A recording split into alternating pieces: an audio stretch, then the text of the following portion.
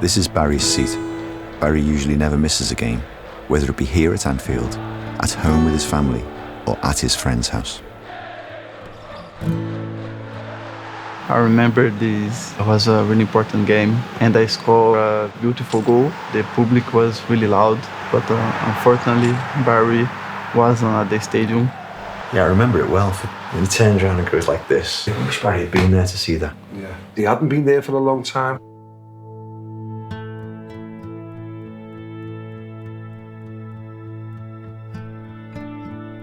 Mo gave me a perfect assist and I only had to put it in, and then we could just celebrate with the whole stadium. But one of the members was missing and this was Barry. I definitely think he was making excuses. You know, was he lying? I don't know, but was he making excuses? There was always a reason. There was always a different reason as well. He was getting inventive with his reasons. I will never forget this first time when I entered in Anfield. The first 5 minutes, I forget the game. I just watch around me. I heard everyone in the stadium. But on this day, Barry was not here. In the last 3 to 4 years, I got to the point where if Liverpool won or Liverpool lost, it didn't have any relevance on my life, or it just didn't feel anything. Depression, it just clouds over everything, and one of them things was Liverpool Football Club.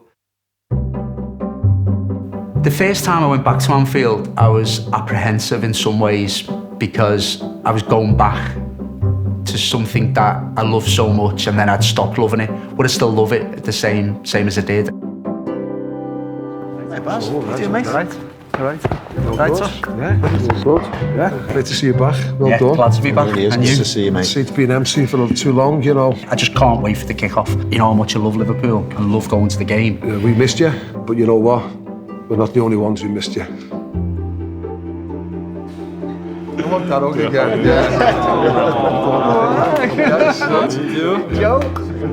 Nice to meet you. The big guy. So, Barry, can you tell us what happened to you?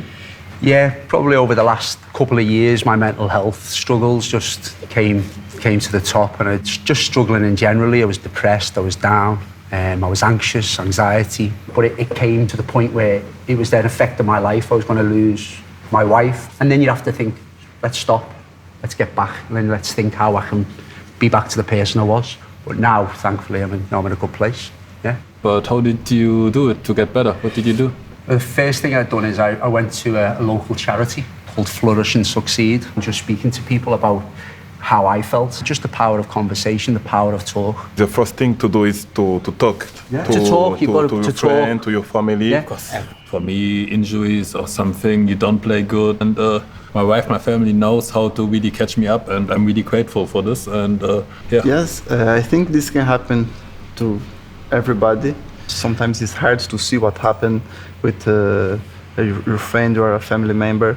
Last year, we lost my father, so we tried to be this support for my mother. For different situations, people struggle in their life, so I think it's important to be in contact with the people that you love. Yeah. It's just being about supporting each other, and it's being honest with yourself, and then. That's the hardest step. Yeah, that's the hardest step. The biggest part, isn't it? Yeah. Wish I'd seen the signs a little bit sooner, but if that seat did go empty again, it wouldn't be 2 or 3 weeks down the line where I'd send a text, I'd knock on the door now. Yeah. It's just a slow change. Yeah. And I just look at life differently now. Every day I'm thankful, you know, that, I mean, I'm standing here now, I'm talking to you guys. If somebody would have said that to me 18 months ago, I never would have believed that. Thank you, Barry, to share your story with us. Welcome back. And if you need help, we are here for you. Thank you. And yes, I hope your seat will never be empty again. Take that too. Thank you. Thank you. See you next game. Yeah. One of the big things that you do is you check in with each other. You just send that text message, is everything okay? You know, you might be on the bus, you might be at the bus stop, you might see somebody every morning. They're not there on a particular day. Why aren't they there? Are they okay? Just that little message to somebody. I didn't see you last week. Is everything okay? It makes a hell of a difference to somebody, because somebody thinks that you actually care.